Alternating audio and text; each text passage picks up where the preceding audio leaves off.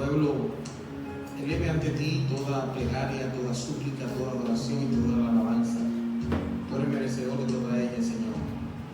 Te damos gracias, Padre, porque en este día tú nos permites, nos concedes el poder estar aquí reunidos, Señor, en tu presencia.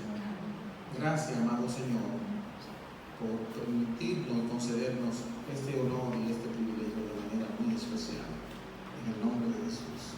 Te ruego que tú pases por encima de mis debilidades, nos hables en esta mañana de manera especial. En el nombre de Cristo. Amén. Bien, hermanos, reciban buenos días y bendiciones en el Señor siempre. Damos la bienvenida a nuestra hermana Dayana, ¿verdad? Que está aquí.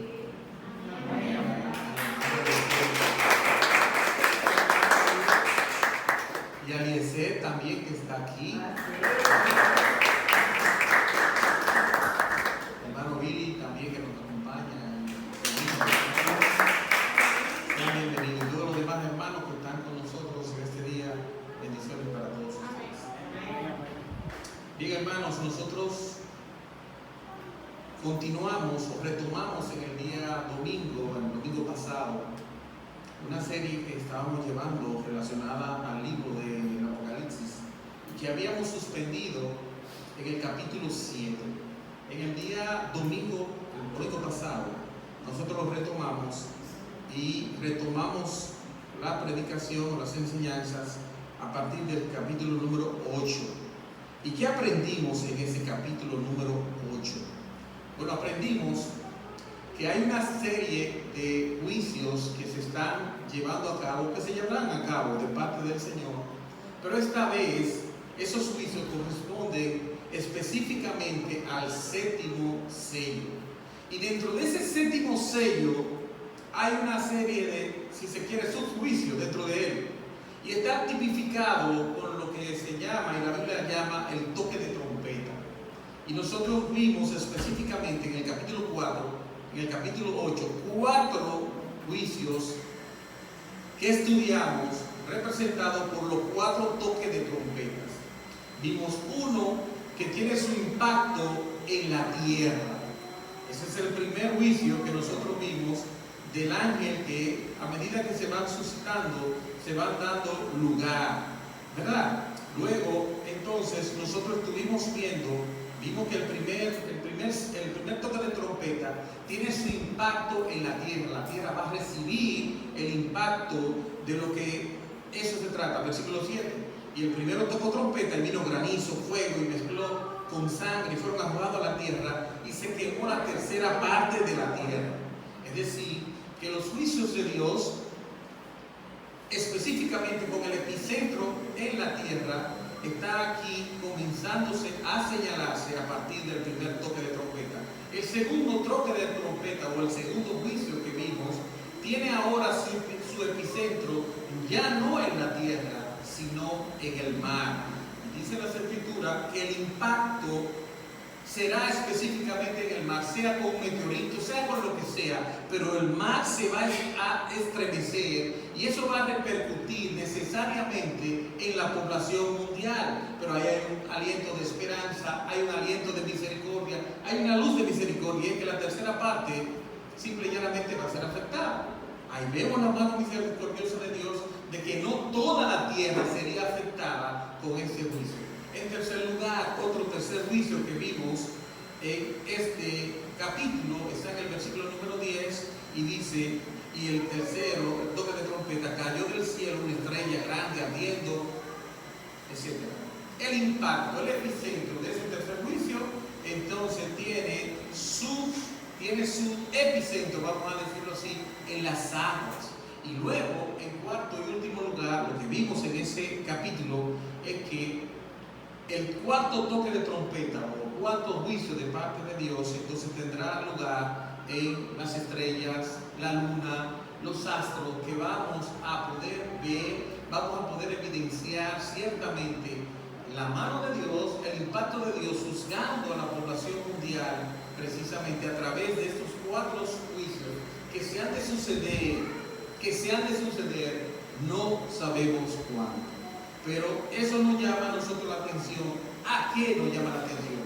Simple y llanamente a que nosotros, así lo decíamos, a que podamos ver ciertamente a nuestro Dios, nuestro amado Redentor, llamando a su pueblo, llamando a la humanidad, ¿a qué? Al arrepentimiento, a que arregle cuenta con Dios para que ciertamente pueda, simple y sencillamente, ser parte del reino de reyes y sacerdotes que Dios ha preparado para toda la eternidad. 4 juicios que se sucedieron en ese capítulo 8. Ahora vamos a pasar a comenzar a estudiar el capítulo 9 del libro de Apocalipsis.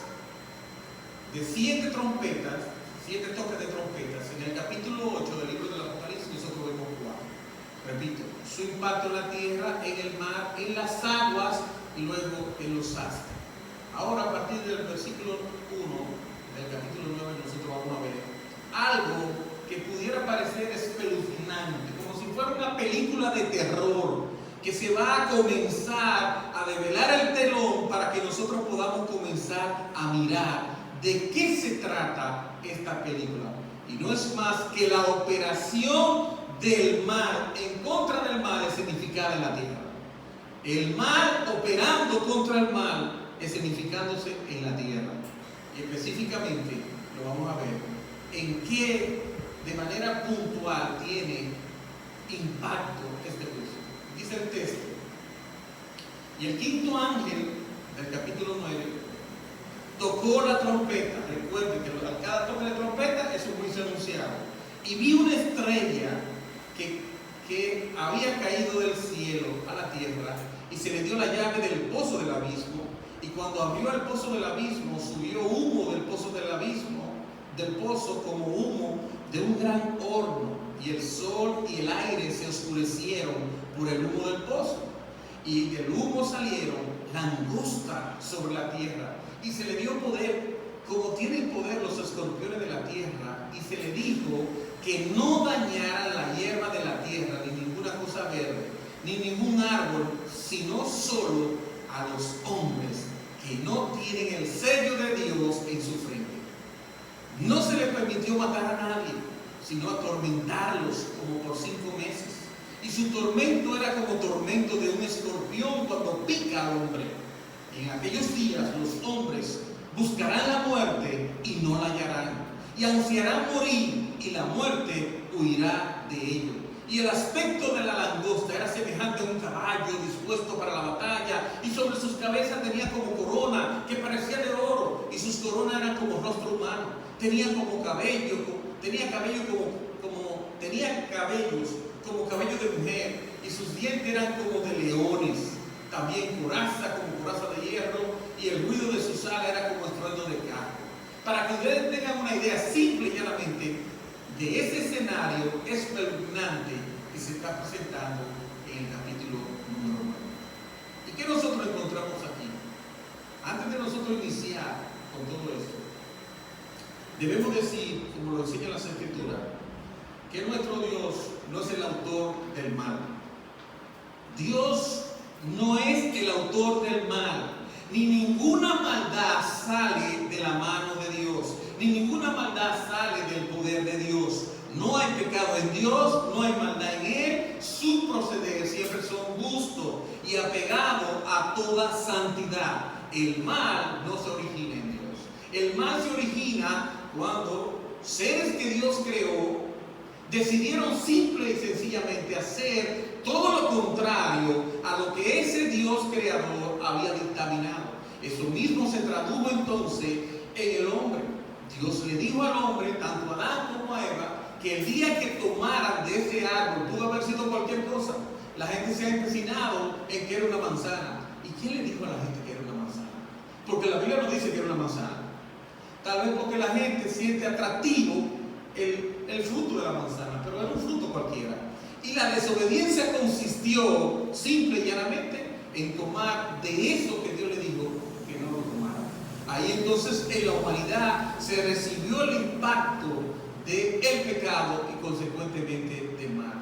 Dios no creó el pecado, Dios no creó la maldad, Dios no creó el mal. Ningún mal sale de la mano de Dios, ningún mal sale del proceder de Dios.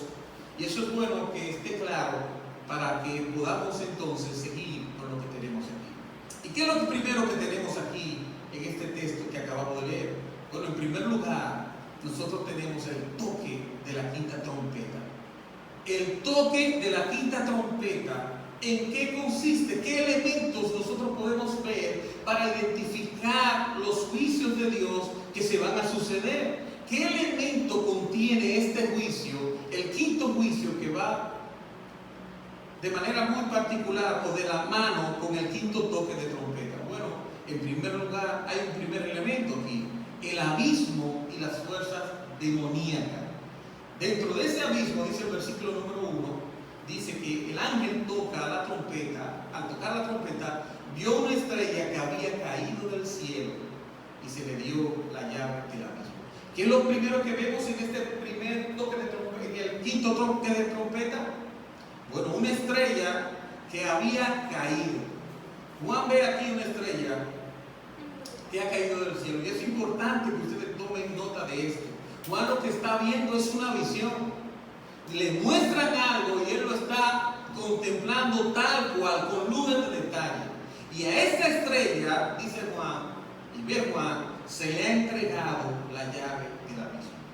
En Lucas capítulo 10, versículo número 18, para que podamos entender a qué estrella se está refiriendo, qué estrella puede ser esta. Dice Lucas capítulo 10, versículo 18, que Dios dio, nuestro Señor Jesucristo dio potestad a sus apóstoles para que echaran fuera demonios, oraran por los enfermos y se sanaran. Y dice que cuando regresaron sus discípulos se maravillaron de que los demonios aún se sujetaban en su nombre. Y Cristo les responde diciendo esto: yo veía a Satanás como un rayo que caía del cielo. ¿A quién veía Cristo? A Satanás como un rayo que caía del cielo. Y es aquí lo que muchos comentaristas y estudiosos están claros en esto y coinciden, de que esta estrella que refiere el capítulo 9 del libro del Apocalipsis identifica, señala específicamente a ese ser caído llamado Satanás, el príncipe de la tiniebla, al diablo, en pocas palabras. Esa estrella que cae del cielo, junto con todos los ángeles que se rebelaron contra Dios, simple y sencillamente fue destituido de la gloria que le había sido investida como una criatura que Dios había creado. No hay duda de que este ángel es el príncipe del mal. En Mateo capítulo 8, versículo 29, y el mismo libro de Lucas capítulo 8, versículo 30, cuando Jesús pasaba por la región de Gadara, habían allí unos endemoniados gadarenos que habitaban por el impacto, por la posesión y la influencia demoníaca que había en ellos, tenían que habitar en los sepulcros, en los cementerios. Cuando Jesús pasaba por allí, sin tener que decir nada, esa legión de demonios le interpelaron y le dijeron: ¿qué tiene Jesús, Hijo de Dios, contra nosotros? ¿Has venido a atormentarnos antes de tiempo? Y Jesús le dijo: ¿quiénes son ustedes? Somos legiones porque somos muchos. Y ellos le pidieron al Señor, le pidieron a Cristo, le rogaron que no le ordenara irse al abismo. Y ahí donde ustedes escucharon y conocen la historia, donde le pidieron morar en una piara de cerdos. Oigan bien, le pidieron que no le mandara al abismo, le rogaron. Mis hermanos, tanto esta estrella que nosotros vemos aquí, que ya la identificamos como el príncipe de las tinieblas, como este pozo del abismo, no es más que ese lugar donde Satanás comanda a sus ejércitos demoníacos, y de allí él es el príncipe, él es el cabecilla de ese grupo de ángeles caídos que se rebelaron contra Dios. Y es caído porque precisamente es la condición actual de Satanás, por haberse rebelado contra Dios, por haber perdido su santidad y su posición en el cielo de esplendor. Y es esa misma visión que Juan ve en ese ser caído, el príncipe de la tiniebla, el destructor, quien comanda y dirige su regimiento demoníaco, identificado aquí en el texto como el pozo del abismo. ¿Estamos claros? Ya hemos visto aquí quién es esa estrella. Dice que el quinto ángel tocó la trompeta y vio caer esa estrella. ¿Quién es esa estrella que ha caído? Satanás, el príncipe de la tiniebla. Y dice que a él se le dio la llave de ¿qué? Del pozo del abismo. ¿Qué acabamos de identificar? ¿Qué es ese pozo del abismo? Simple y llanamente ese lugar donde Satanás comanda ese regimiento habitado por demonios y hueste de maldad. Él es el príncipe de los demonios. Él abre el pozo del abismo. En pocas palabras nos dice que él incita a la maldad, él incita al engaño, él incita a la mentira, llenando a este mundo de esa misma escoria de maldad y de mentira, influenciando sus operaciones inicuas en esta tierra, creando un impacto devastador, mis hermanos. Una cosa que nosotros debemos saber es que, tal como el texto lo dice, se le dio la llave del pozo del abismo. Se le dio. Y el versículo número 3, que vamos a comenzar a detallar otros elementos, en este caso la langosta, dice que se le dio poder, se le dio autoridad. ¿Tú recuerdas que yo te dije en el inicio de esta enseñanza que de Dios no sale el mal? Que de Dios no procede ninguna maldad. Esto es algo que a través de la historia de la iglesia ha llevado consigo un sinnúmero de dudas, de inquietudes, de interrogantes, de cómo es posible que Dios pueda controlar aún al mal, de cómo es posible que Dios pueda controlar aún al enemigo de las tinieblas, de la humanidad, al príncipe de las tinieblas, a Satanás. Sí, Dios es soberano y hasta el mismo diablo Dios lo controla, Dios lo doblega y lo usa para sus propósitos divinos y eternos y hasta sus propósitos redentores. Y a veces la mente humana no logra entender eso. No logra entender. De Dios no sale ningún mal. De Dios no procede ninguna clase de pecado. Pero Dios creó este mundo, Dios creó este universo junto con todas sus criaturas y lo gobierna. Nadie puede decir que hace lo que le da la gana. Nadie puede decir que hace lo que bien le parece. En el universo de Dios, en el mundo que Dios creó, eso es mentira. Hasta Satanás, que se rebeló contra Dios, que se apartó de Dios, que hizo lo contrario a Dios, hasta ese está supeditado a la voluntad soberana de Dios, a lo que Dios decida. Y eso que vemos aquí es parte de eso. Se le dio potestad, se le dio esa autoridad. ¿Está bien? Sigue, haz lo que tú quieras, pero supeditado a un marco regulatorio que lo establece Dios mismo. No lo establece más nadie. Señores, si a Satanás se le diera, y a todas sus fuerzas demoníacas, se le diera la libertad de hacer sin restricciones, este mundo no existiera. Este mundo no existiera. Si a él se le diera la capacidad sin límite de hacer toda clase de mal, sin restricciones, sin las restricciones que Dios le pusiera, ningún ser humano existiría al día de hoy. Sin embargo, existimos y hay todo lo que hay porque Dios le tiene un freno, a pesar de que Él hace todas esas obras de maldad, todas esas obras pecaminosas. A pesar de eso, Dios le tiene un límite. Y el límite final se lo va a poner Dios cuando el juicio final llegue a la tierra. Simple y sencillamente. Simple y sencillo. Por tanto, mis amados, que eso no se preste a confusión. Dios controla aún hasta el diablo. Dios controla y ejerce control aún hasta las fuerzas de las tinieblas. Él usa las obras hasta del mismo diablo como un castigo y una disciplina para los malos, con el fin de que se arrepientan. Ejemplo tenemos ahí de Job, ejemplo tenemos de Acá y el profeta Micaías. Ejemplo de más tenemos. En segundo lugar, luego de haber identificado la estrella, el pozo del abismo, veamos las langostas que aparecen aquí. Dice el versículo 3: y del humo salieron langostas sobre la tierra, y se le dio poder, que no es más que autoridad, como tienen poder los escorpiones de la tierra. Y se le dijo que no dañara la hierba de la tierra, porque el animal, esa langosta no es la que se come, no es la que habita en el agua, es un tipo de plaga. un tipo de plaga que su única función es que devorar todo lo que se llame agricultura. Son feroces. Cuando esas plagas atacan en los campos sembrados, simple y llanamente no queda nada. Entonces no es al animal o a lo que en el agua habita, lo que la gente de manera suculenta disfruta, la langosta. No es esa langosta. Esto es un insecto, ejército de insectos en términos figurativos. Vamos a ver a qué se está refiriendo. Por tanto, seguimos leyendo. Se le dijo que no dañara la hierba de la tierra, ni ninguna cosa verde, ni ningún árbol, sino solo a los hombres que no tienen el sello de Dios en la frente. No se le permitió matar a nadie, sino atormentarlo por 5 meses. Y su tormento era como el tormento de un escorpión cuando pica al hombre. Y en aquellos días los hombres buscarán la muerte y no la hallarán, y ansiarán morir, y la muerte huirá de ellos.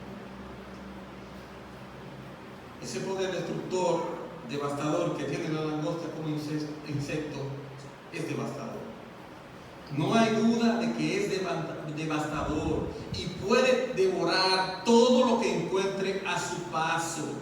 Sin embargo, no es a ese insecto que este texto se está refiriendo de manera específica. El texto que encontramos aquí, que alude a la langosta, que provienen de este humo infernal que sale del abismo, ataca a personas. Ataca a personas. Mírenlo bien,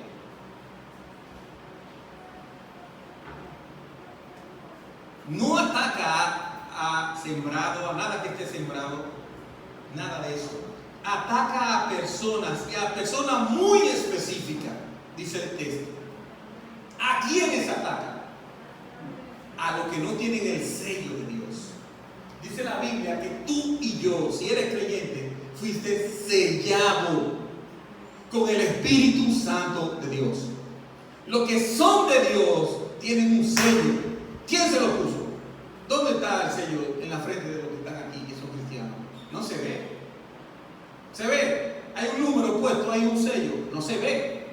No, ese sello lo pone el Espíritu Santo de Dios. Y lo pone en aquellos que de manera honesta, sincera, vienen rendidos en arrepentimiento y fe delante de Dios y dicen: yo quiero que tú seas mi Padre, yo quiero que tú seas mi Rey, yo quiero que tú seas mi Señor, y yo me arrepiento de mis pecados, yo te entrego todo mi ser a ti.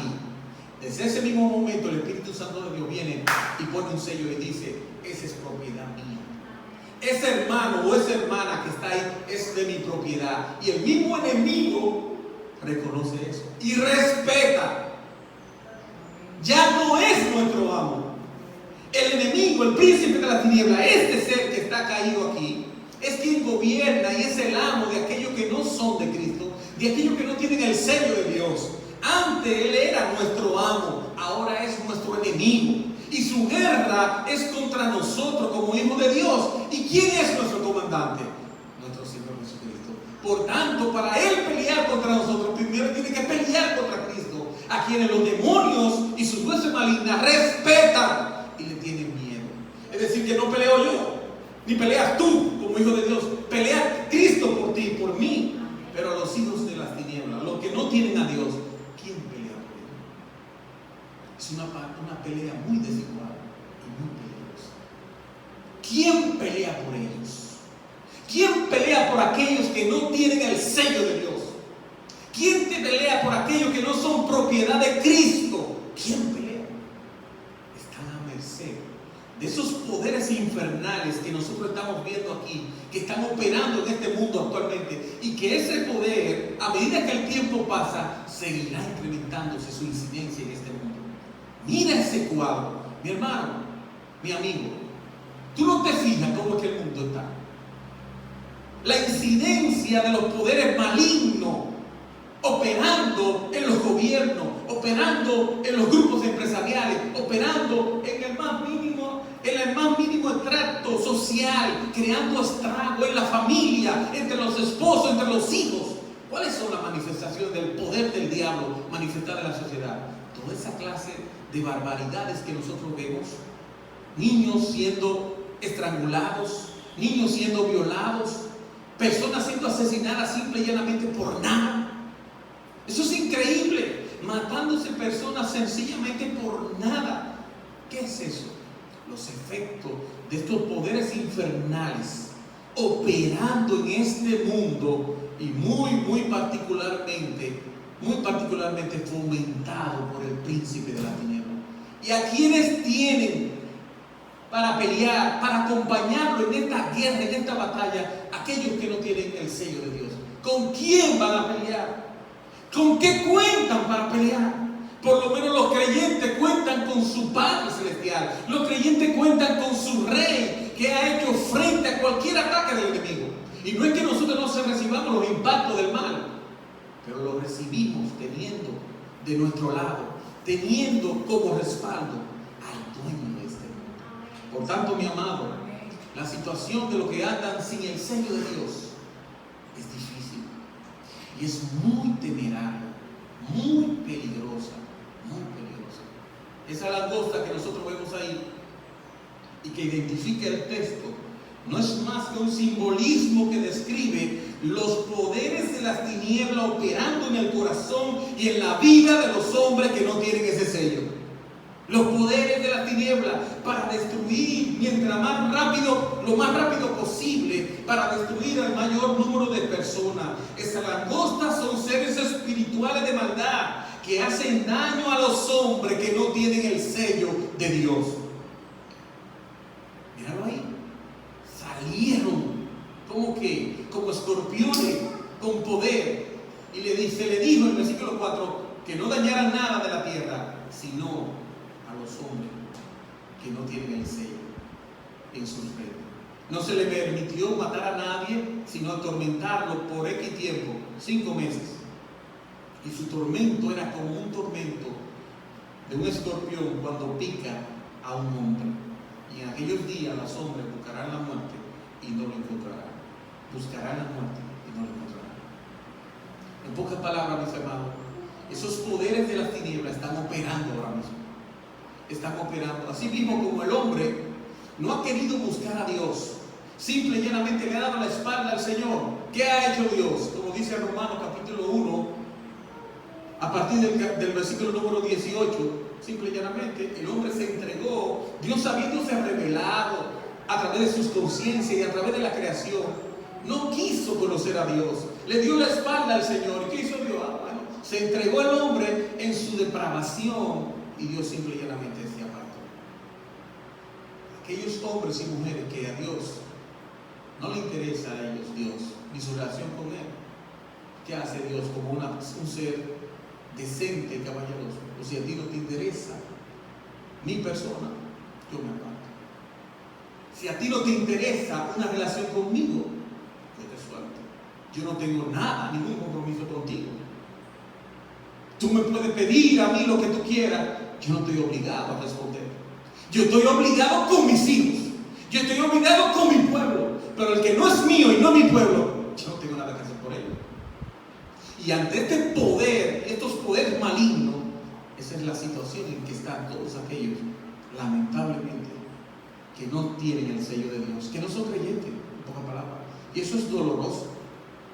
Eso es doloroso, porque nosotros vemos en el mundo una serie de personas que nosotros decimos, hasta familiares nuestros, que no tienen el sello de Dios. ¿Y cuál es la mayor expresión de amor de Dios?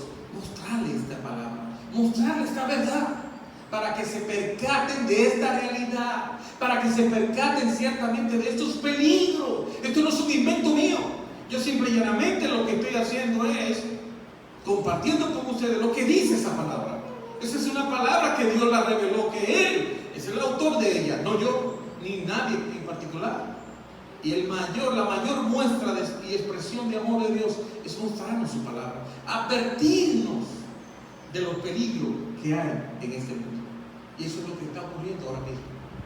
Los poderes que tú ves infernales manifestándose en el mundo, en las calles, es precisamente esa actitud que Dios hizo. Si el hombre no me quiere, yo me aparto. Yo me aparto. Para que ustedes tengan una idea de lo que nosotros estamos diciendo, porque los seres humanos son muy dados a echarle la culpa a otro, pero nunca asumir sus responsabilidades. ¿Y por qué él hace tal cosa? ¿Y por qué Dios es tan malo? ¿Y por qué Dios es esto? Dios es justo. Dios es justo. Pero mira esto para que tú veas este asunto. Si nosotros vamos al libro de Romanos, en el capítulo 1, nos vamos a dar cuenta de este fenómeno, de que Dios respeta lo que el hombre decida. Dice la Biblia, porque la ira de Dios se revela desde el cielo, versículo 18, contra toda injusticia e impiedad de los hombres, que restringe con injusticia la verdad. Eso es lo que los hombres hacen. Quieren tapar la verdad de Dios. Eso es mentira. No hay ningún Dios en este mundo. Hay otra cosa más interesante que Dios.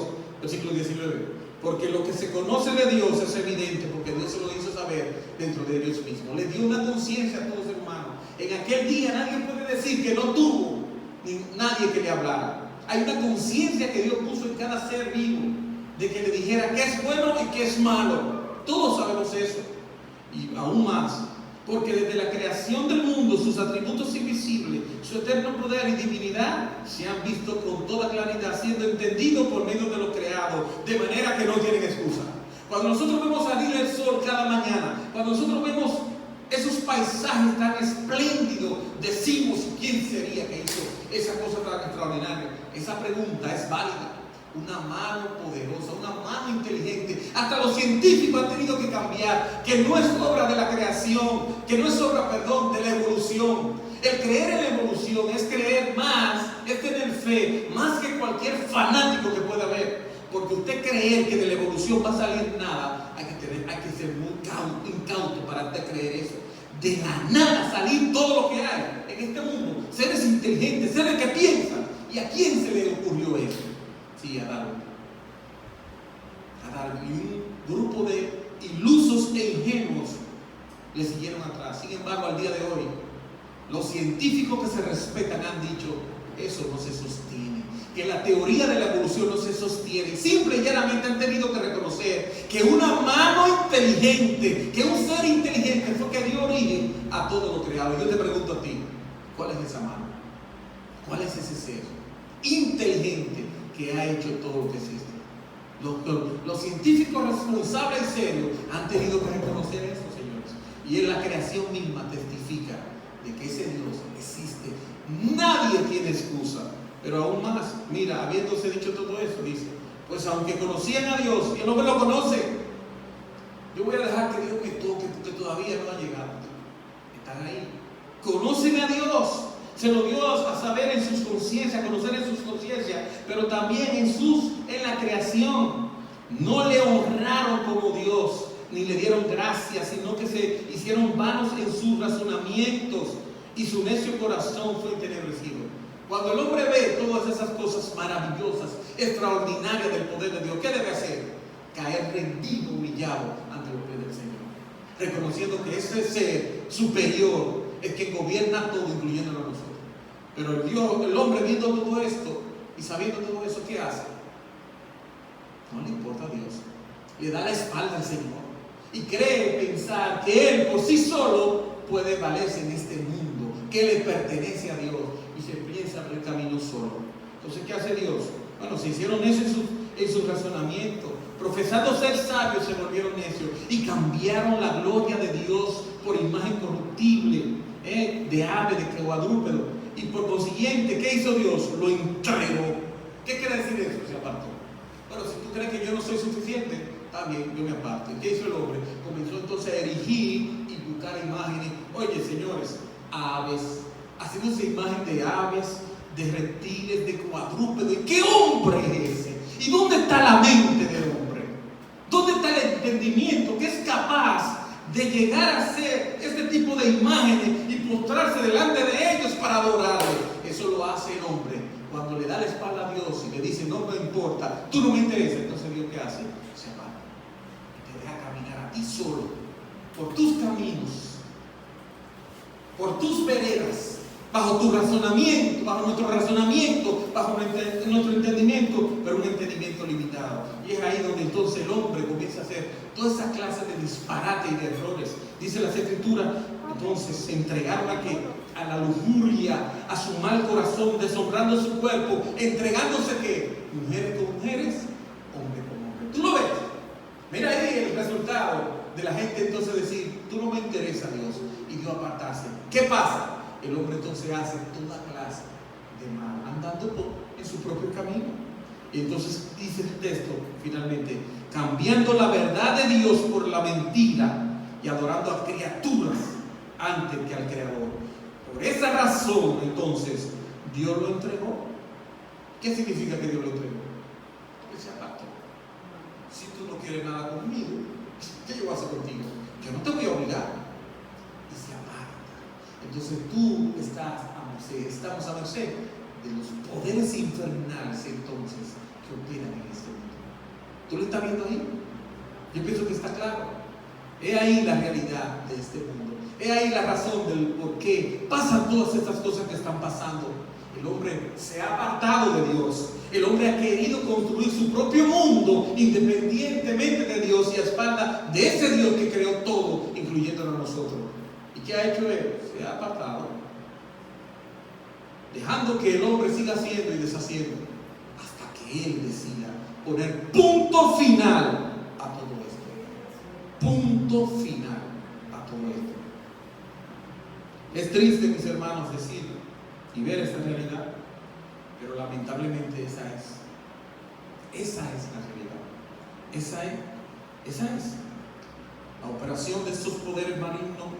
Lo que buscan es ciertamente robarle la luz que pueda traer el evangelio a la vida de las personas que andan sin ese sello.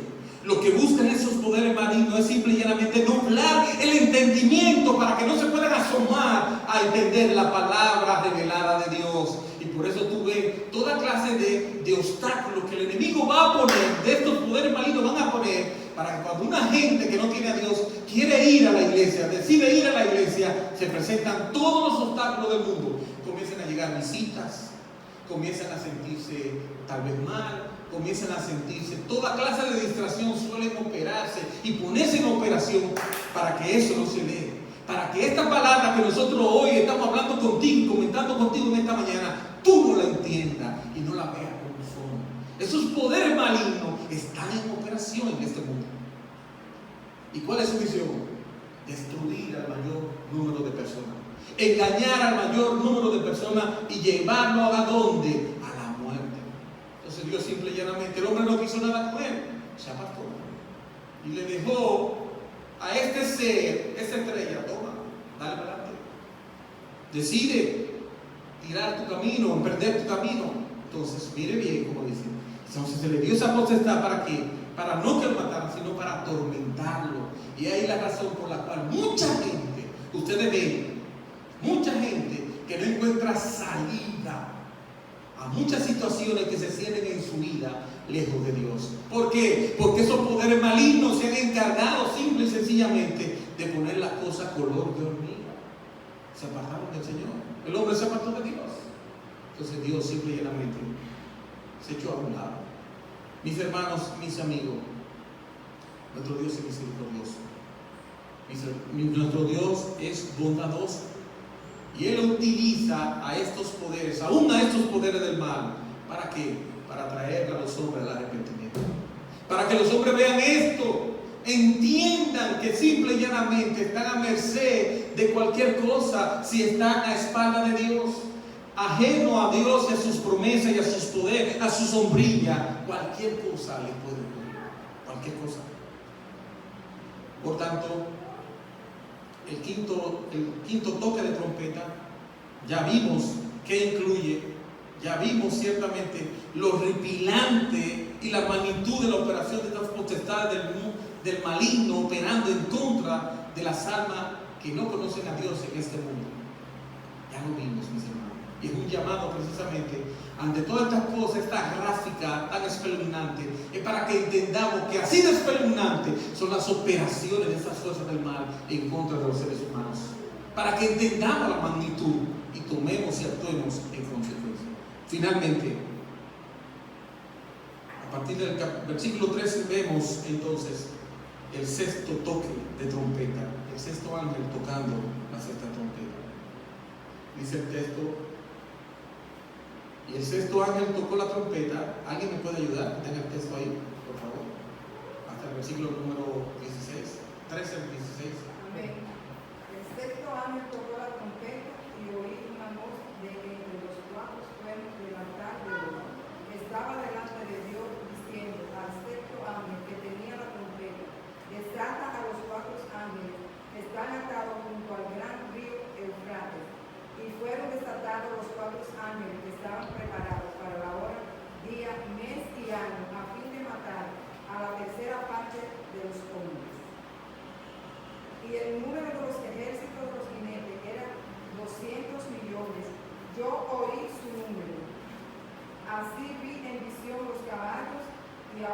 sus jinetes, los cuales tenían coraza de fuego, de zafiro y de azufre. Y las cabezas de los caballos eran como cabezas de leones, y de su boca salían fuego, humo y azufre. Por estas tres plagas fue muerta la tercera parte de los hombres, por el fuego, el humo, el azufre, que salían de su boca. Pues el poder de los caballos estaba en su boca y en sus colas, porque sus colas semejantes a serpientes tenían cabezas y con ellas dañaban. Sí. Conclúyalo, por favor. Ya que estamos ahí. Y los otros hombres que no fueron muertos con estas plagas, ni aún así se arrepintieron. Óigalo, escuchen eso. Ni aún así se arrepintieron. Ni aún viendo todo lo que Dios les estaba mostrando, doblaron su brazo a torcer, señores, y no se arrepintieron. ¿Qué Dios tiene que hacer con el hombre para que pueda entender hasta dónde debe llegar? Puede seguir leyendo, hermana, por favor. Se arrepintieron, ¿verdad? De las obras de sus manos, ni dejaron de adorar a los demonios y a las imágenes de oro, de plata, de bronce, de piedra, de madera, las cuales no pueden ver, ni oír, ni andar. Oh, gloria a Dios, aleluya. Y no se arrepintieron de sus homicidios, ni de sus hechicerías,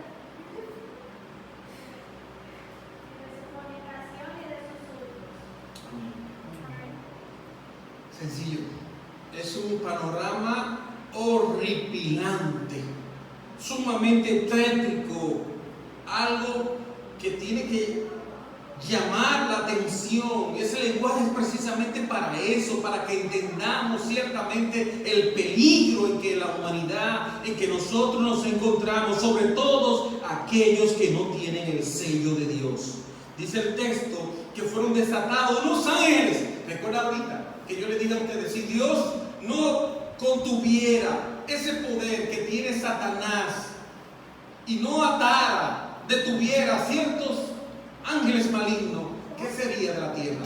Sería interminable. Y dice aquí que desataron unos ángeles malvados. ¿Para qué? Para que simple y llanamente fuera e hiciera impacto contra la humanidad que no quiere y no ha dado brazo a torcer para creer en Dios, para entender los planes de misericordia de Dios.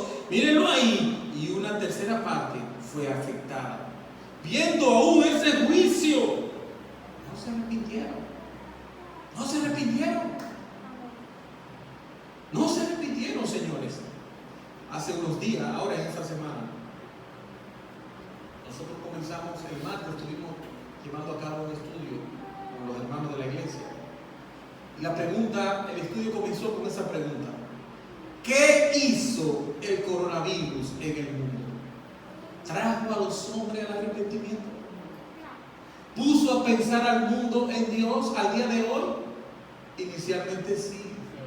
Inicialmente la gente comenzó a buscar a Dios. Inicialmente la gente, los presidentes pidan, oren al Señor, porque el mundo fue puesto de rodillas ante ese virus. Que lo haya inventado, no, olvídese de eso. La mano de Dios tuvieron que intervenir. ¿Pero para qué? Para llamar al hombre pecador a que venga arrodillado ante los pies del Señor. ¿Y qué dicen las estadísticas? Que el 0.15% de la población mundial fue afectada. Escuche esto, mi hermano y amigo.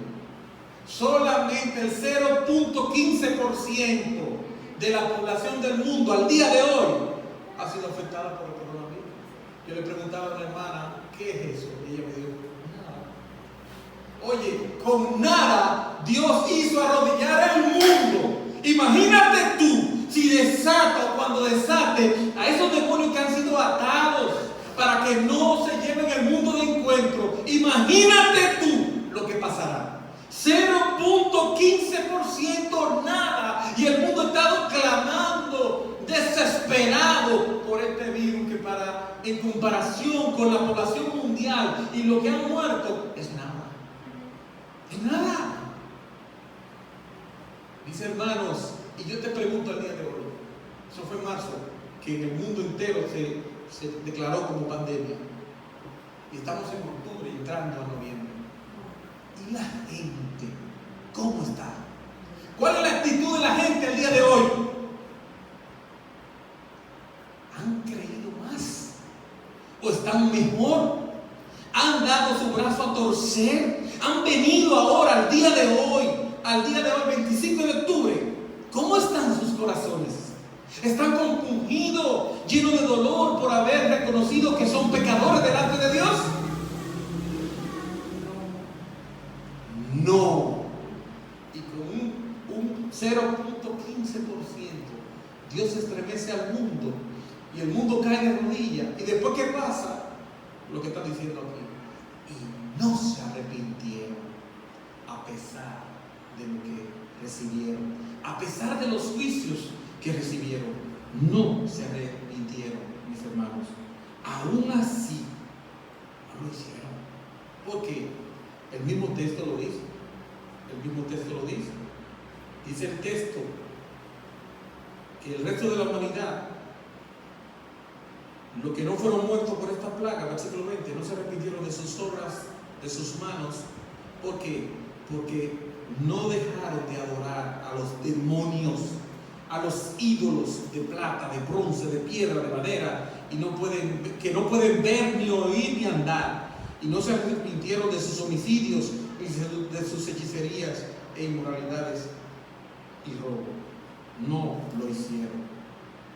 No lo hicieron. Mis hermanos, he ahí el resultado. ¿Por qué la gente no quiere? ¿Tú sabes por qué la gente no quiere? Porque la gente, en lugar de querer que Dios reine y sea amo y Señor de nuestra vida, nosotros no queremos que nadie nos trace pauta, ni que nadie nos imponga reglas. Queremos ser nuestros propios dioses. Queremos tener nuestras propias reglas. Nosotros creamos nuestros propios ídolos. Y oye bien, ídolos no solamente eso que se construye con la mano y se elabora, no. A lo que tú le dedicas el mayor tiempo y la mayor atención, eso es tu ídolo. Y que te deja de darle el tiempo, la atención que Dios mereciera, ese es tu ídolo. No es una estatua, no puede ser, no nada más es una estatua. Puede ser cualquier cosa, puede ser hasta una persona, puede ser hasta una estructura, puede ser una casa, puede ser lo que sea.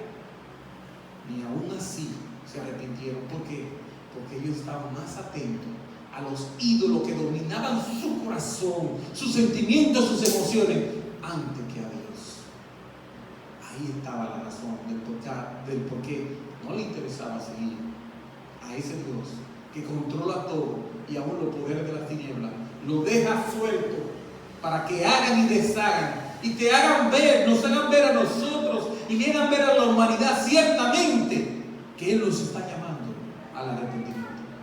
Mis hermanos, Dios es bueno y su nombre debe ser glorificado por siempre, porque simple y llanamente, Él dice en este texto que simple y llanamente es una porción pequeña del impacto que ha de recibir la humanidad. ¿Pero para qué?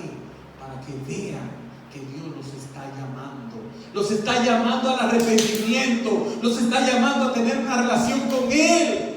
Y cada vez que ocurren esas cosas, como ese coronavirus, del 0.15% del mundo afectado, para que ciertamente nosotros entendamos que hay un Dios que nos ama y que quiere tener una relación estrecha con nosotros, contigo, mi amigo, contigo de manera muy especial, y que ese sello pueda ser impuesto en tu vida, en tu corazón, como una propiedad de Dios, al igual que todos aquellos que son creyentes. Vamos a dar gracias al Señor, vamos a orar. Padre, gracias. En el nombre de Jesús, mi Señor, porque estas palabras lo que nos llenan a nosotros como creyentes de esperanza.